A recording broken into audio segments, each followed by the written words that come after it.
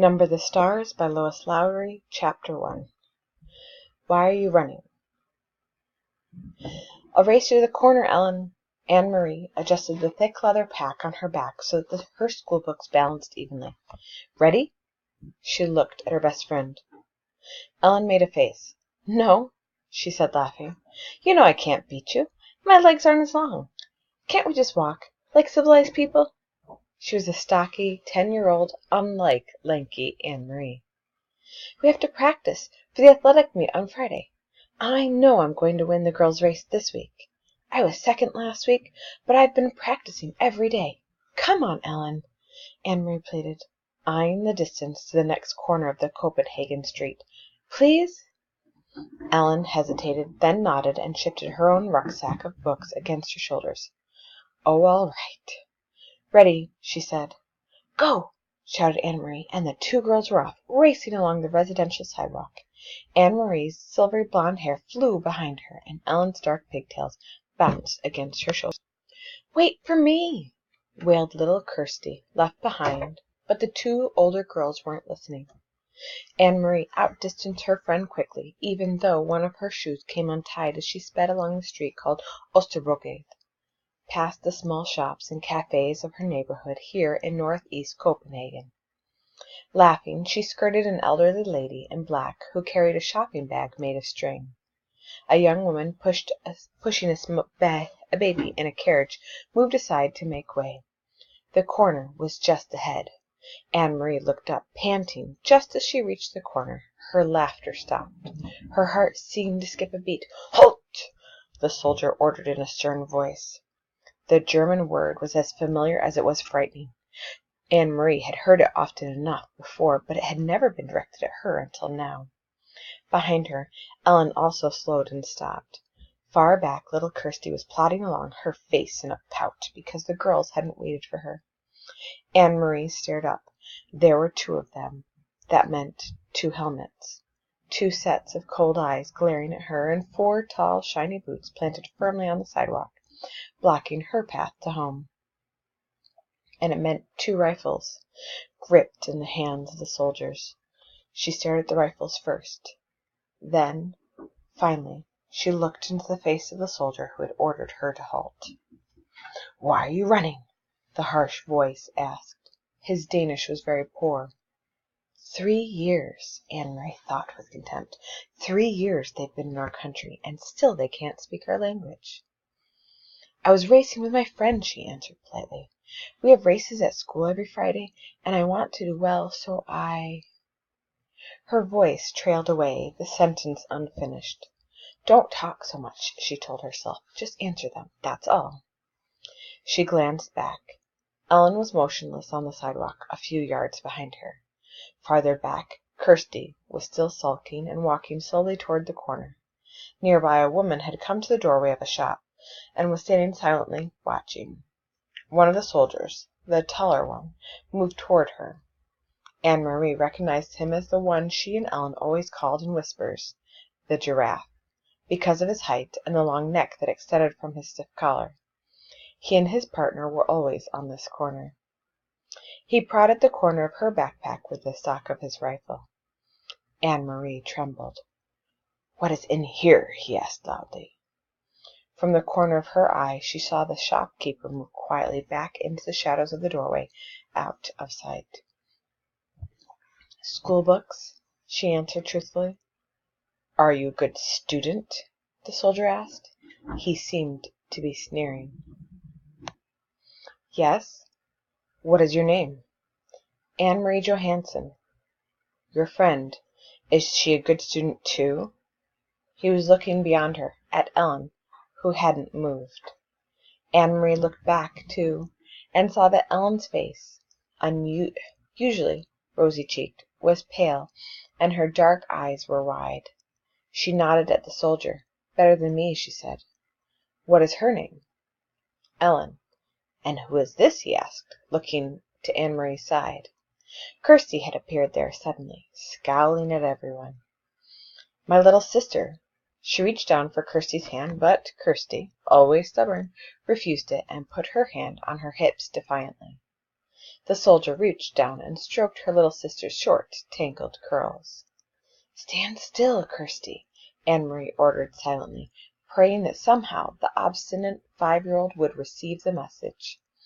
But Kirsty reached up and pushed the soldier's hand away. "Don't!" she said loudly. Both soldiers began to laugh. They spoke to each other in rapid German that Anne-Marie couldn't understand. "She is pretty like my own little girl," the tall one said in a more pleasant voice. Anne-Marie tried to smile politely. "Go home, all of you. Go study your school books. And don't run. You look like hoodlums when you run." The two soldiers turned away. Quickly Anne-Marie reached down again and grabbed her sister's hand before Kirsty could resist. Hurrying the little girl along, she rounded the corner. In a moment Ellen was beside her. They walked quickly, not speaking, with Kirsty between them, toward the large apartment building where both families lived. When they were almost home, Ellen whispered suddenly, "I was so scared." "Me too," Anne-Marie whispered back. As they turned to enter the building, both girls looked straight ahead toward the door. They did it purposely, so they would not catch the eyes or the attention of two more soldiers, who stood with their guns on this corner as well. Kirsty scurried ahead of them through the door, chattering about the picture she was bringing home from kindergarten to show Mamma. For Kirsty, the soldiers were simply part of the landscape, something that had always been there, on every corner, as unimportant as lampposts throughout her remembered life. "Are you going to tell your mother?" Ellen asked Anne-Marie as they trudged together up the stairs. "I'm not. My mother would be upset." "No, I won't either. Mamma would probably scold me for running up the street." She said good-bye to Ellen on the second floor, where Ellen lived, and continued on to the third, practicing in her mind a cheerful greeting for her mother, a smile, a description of today's spelling test, in which she had done well. But she was too late. Kirsty had gotten there first. "And he poked Anne-Marie's book bag with his gun, and then he grabbed my hair." Kirsty was chattering as she took off her sweater in the center of the apartment living room. "But I wasn't scared." Anne-Marie was. And Ellen, too, but not me. Mrs. Johansen rose quickly from the chair by the window where she'd been sitting. Mrs. Rosen, Ellen's mother, was there, too, in the opposite chair. They'd been having coffee together, as they did many afternoons.